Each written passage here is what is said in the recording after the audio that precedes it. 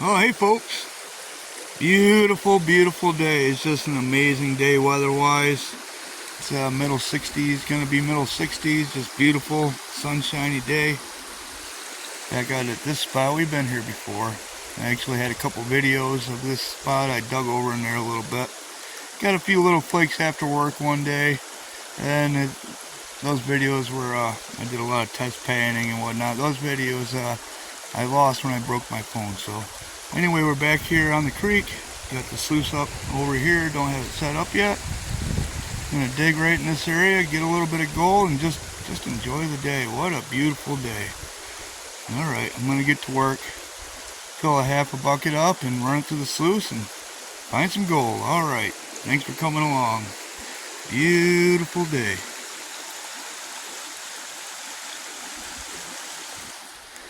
Okay, we're starting to fill a second bucket. I just wanted to give those folks that are new to prospecting a little tip. I've told it before, roll over the flat rocks because gold can stick on top of those flat rocks and not make it down into your bucket. The other thing is, when I classify, if I'm using one hand especially, I shake it on one side here like this, but then I always give it a 90 degrees turn. The reason for that is some small material will work its way up on the edge, and if you don't spin it, you could throw that stuff out. Now, if you're using two hands, it works pretty good and you get all the material, but even so, I still give it that 90 degree turn and give it another shake. Alright. No finds left in there. Keep on digging. Okay, we got half a bucket filled. I'm almost done running it actually. We got a little speck of gold in here. Let me show you. Maybe I can show you. Zoom in here. Right. The end of my finger right there. See it right there? A little speck of gold. Getting some black sand. Alright, we got half bucket number 3 ready to go. Just figured come in here and try to show you some of this other gold we got. Zoom in a bit. Right at the end of my finger here. Yep, little flake right there. And that might be the one we had before. And then we got a little speck right here. That's all I'm seeing for now. That's 3 pieces and 2 half buckets. Not too bad. There might be some other little specks in there.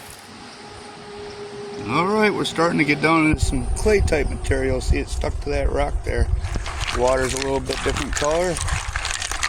I feel a pretty big rock down there that I'm trying to pry up, but a bunch of material on it. I might have to work up in this way first.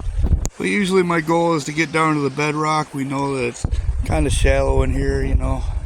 Kind of shallow in here. I don't know, a couple feet down. Once I start feeling the bedrock, then I start expanding my hole. Sometimes that's the backward way to do it, you know, especially if you're going to run a lot of material. Like when we're out dredging and digging big holes, we'll clean the surface off. We'll just make a great big hole.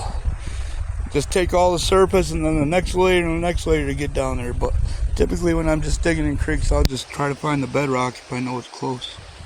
Okay, I think that bucket's about full. We'll go run it. Okay, I'm not seeing any more visible gold the last couple buckets, so maybe the gold's staying all up high. Just sometimes that's just the way it is. Gold is where you find it, and that's the truth. We don't know how the gold was deposited in this spot. Maybe there's none down deep. We'll keep going down deep, but I want to take a bucket or 2, maybe off the surface right here or up on the leading edge right here.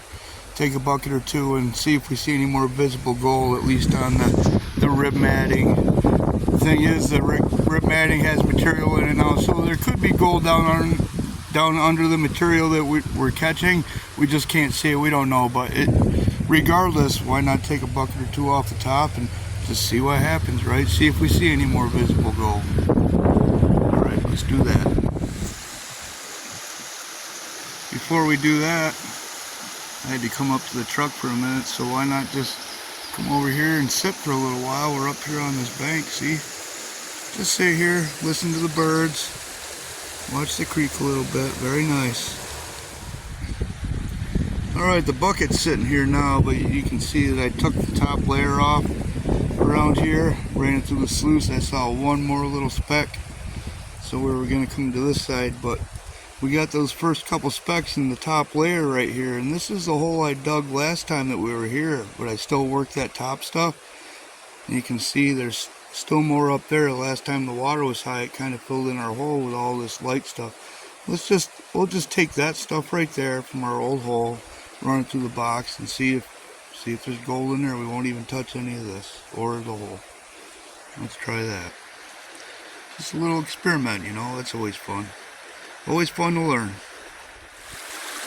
I'm not seeing any new visible gold in the box, so we really didn't learn anything from that. We could have got gold in there, it's just not visible.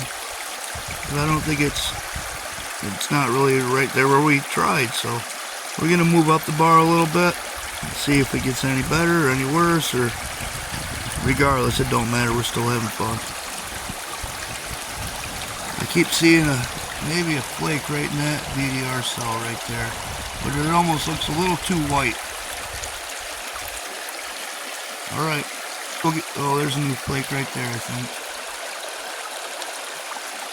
Maybe you can see that.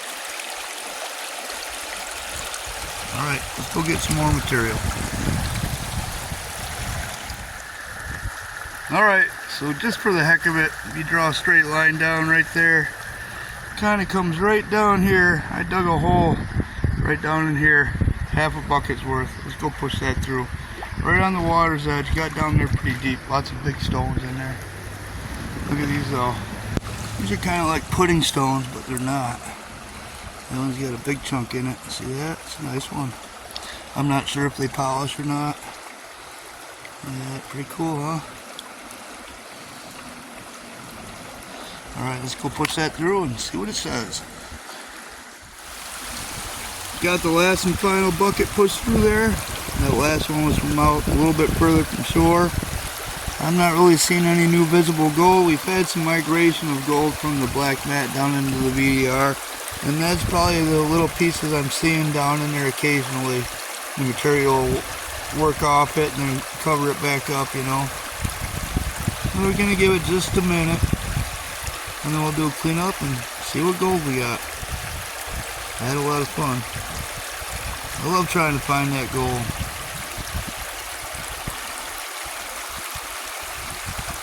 Okay, we'll give it just a minute.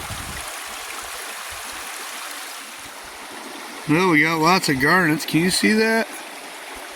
You see all the garnets in there?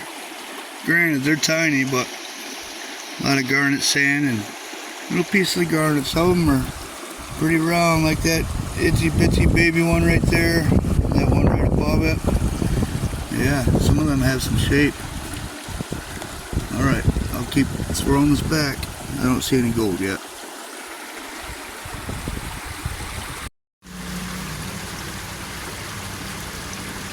Alright, we got it all cleaned up. Let me zoom in here. I counted like 12 or 13 pieces. Once you count all those little minuscule dots, there's some little teeny tiny like super micro stuff that the camera isn't showing. Might be able to see that one right there, right off the end of my finger.